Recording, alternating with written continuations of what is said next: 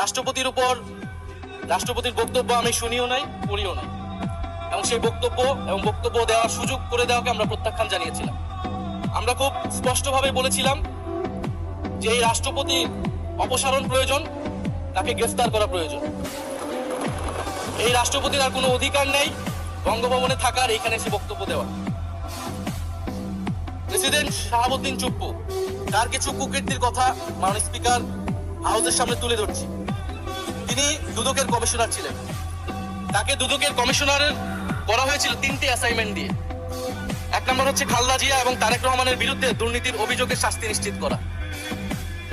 2 নম্বর পদ্মা সেতুর দুর্নীতির অভিযোগ থেকে আওয়ামী লীগকে ক্লিন শিট দেওয়া। 3 নম্বর ফখরুদ্দিন মঈনুদ্দিন সরকারের সময় শেখ হাসিনা সহ আওয়ামী লীগ নেতাদের বিরুদ্ধে হওয়া দুর্নীতির মামলাগুলোকে বাতিল করে দেওয়া। এমন একজন ব্যক্তিকে বিএনপি সরকার রাষ্ট্রপতি হিসেবে এখনো মেনে নিচ্ছে মাননীয় স্পিকার। আরেকটি ঘটনা বলি, 2009 সালে শেখ হাসিনার ক্যাঙ্গারু আদালতের নির্দেশে এই শাহাবুদ্দিন চুপ্পুর নেতৃত্বে 3 সদস্যের judicial inquiry commission on minority torture in 2001 করেছিল শেখ হাসিনার ক্যাঙ্গারু কোর্ট।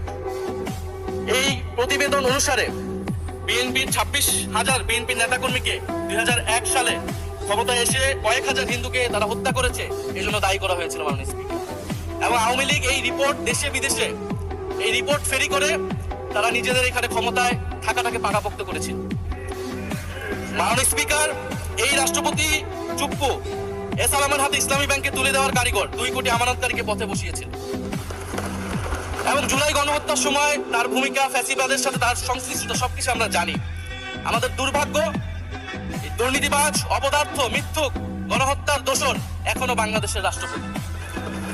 একটা আলোচনা কয়েকবার এসেছে যে রাষ্ট্রপতির অধীনে কেন শপথ নিয়েছি আমরা বলতে এখানে ব্যক্তিগতভাবে আমার কথাই বলেছে, কারণ আমি এখানে শপথ নিয়েছিলাম। তো মাননীয় স্পিকার, সেই সময় প্রেক্ষাপট আর এখনকার প্রেক্ষাপট কি এক? জুলাই গণঅভ্যুত্থানের পরে 5ই আগস্টের পরে আমাদের সামনে 2টা অপশন ছিল। আমরা বলেছিলাম জাতীয় সরকার করতে হবে, সেই জাতীয় সরকারের প্রস্তাব বিএনপি নাকচ করে দিয়েছে। আমাদের সামনে আরেকটা অপশন ছিল ক্ষমতা আর্মির হাতে তুলে দেওয়া। যদি আমরা সেই দিকে আগাতাম, আজকে তারা এখানে বসতে পারতেন কিনা মাননীয় স্পিকার, সেটা সন্দেহ আছে।